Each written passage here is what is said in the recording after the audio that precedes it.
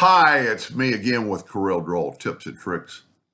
Somebody sent me a question and I didn't really understand it before I emailed them to get a little bit more information. Then I started thinking they wanted to do a gradient on a curved gradient on a curved text.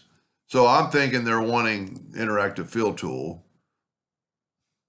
which is a gradient, little, but it can't be done, or can it? Because if you take this and you take the envelope tool and let's get both these and select them, and the gradient stays vertical or horizontal, stays horizontal, and it doesn't go along with the gradient. But there's another way to do it. Now, depending on how much you're arching the text is going to change from scenario to scenario, but I just took an ellipse and hit P, put it in the center page. I'm going to go ahead and use that orange. I'm going to take away the outline, which really doesn't matter. But then I'm going to go to Interactive Fill Tool, and I'm going to go right here to elliptical. And if I put that in the center, and if I stay pretty square, I don't even know what these, yeah, this is going to be the best one. And then just change your colors to whatever you want. And let's kind of break this up. It's funny how some colors just overpower, especially when you're doing the elliptical fill. If you're doing this just with regular, it doesn't seem to react like that. And we'll call that good. Now, you could change the shape of this to get more of what you're wanting to do, and we might do that. But first, we want to cut out a section of that. That circle let's make it 26 inches, just for reference. I'm going to take a 26-inch circle. When I first started thinking about that, well, there's no way. Then I'm going to hit P, Control D, and bring it in. And I'm actually going to make that line black, which I should have made the other line black, but I'll move this out of the way and make it black. And can't really see it. Let's tell you what, let's just move this out of the way and put this back. And depending on, I'm just going to do a round text, but a round envelope, but I think anything would work. I'm going to hit P, put it in the center of the page. I'm going to rotate it 45 degrees, Control D, and make it duplicate, and then mirror it the other way. And I have something to put a smart fill, I call it a well, into, and I've nudged the whole time so I can nudge back. And if we take both these and we go to the intersect tool, we now have a curved gradient about the size we want for the text.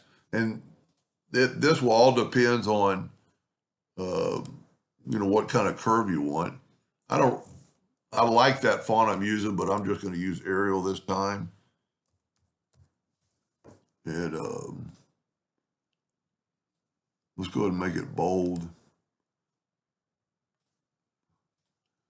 And I'm going to put it in here.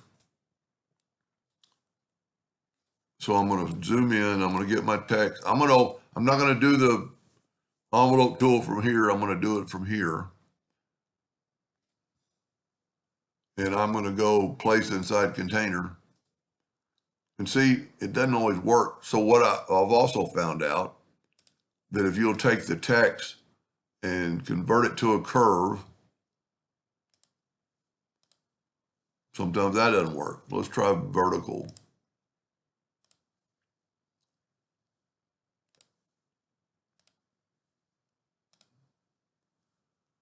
That doesn't really work either. You know what? Let's look at this.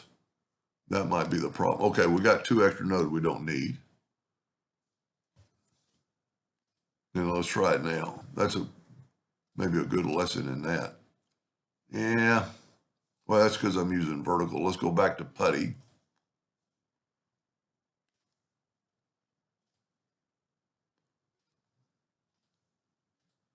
Okay, for some reason it does it upside down, but that's not a problem. Just start off upside down.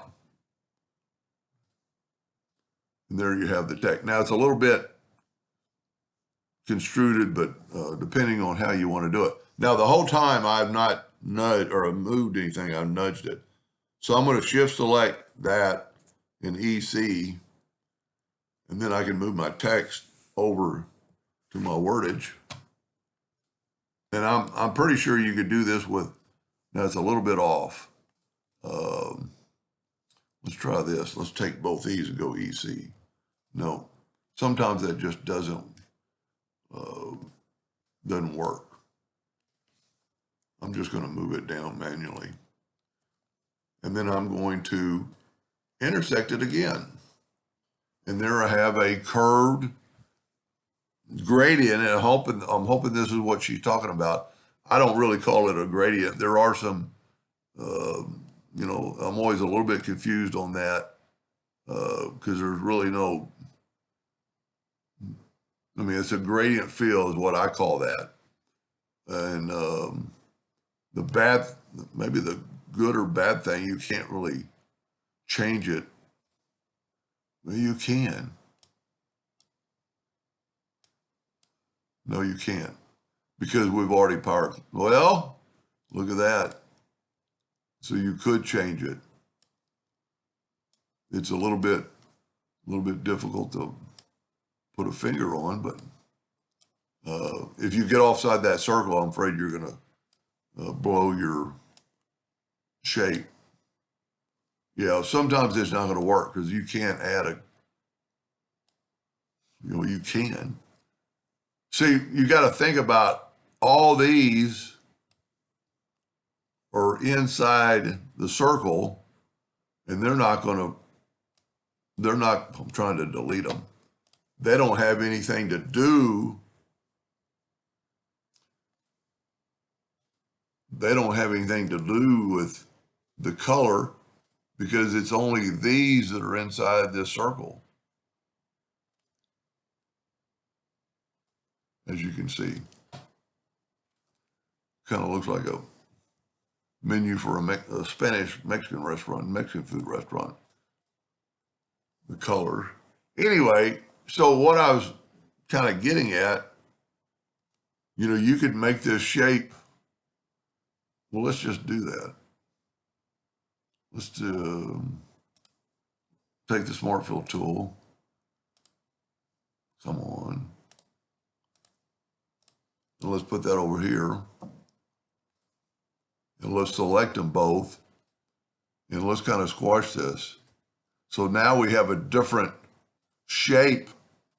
We don't have a circle. So you could play with that. You could play, of course it's going to get pretty little, but it's not a circle anymore. But then you still go to intersect and you still have that shape, and then you still have this shape to put your wordage in.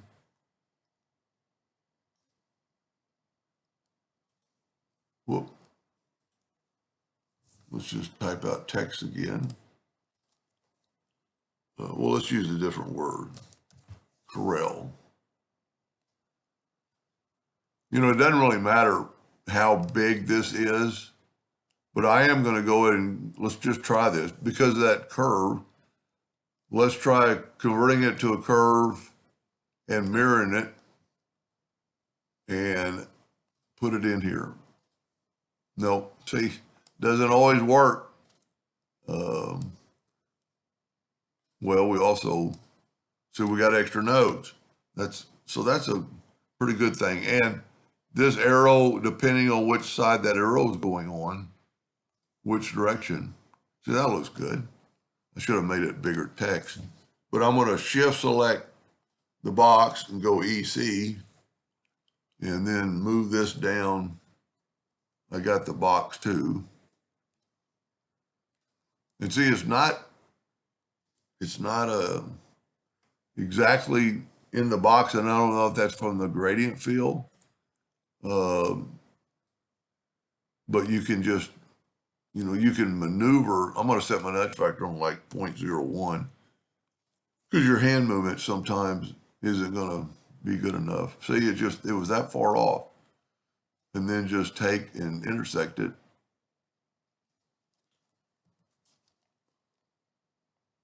Well, where did I put it? Oh, remember I set my nudge factor real low.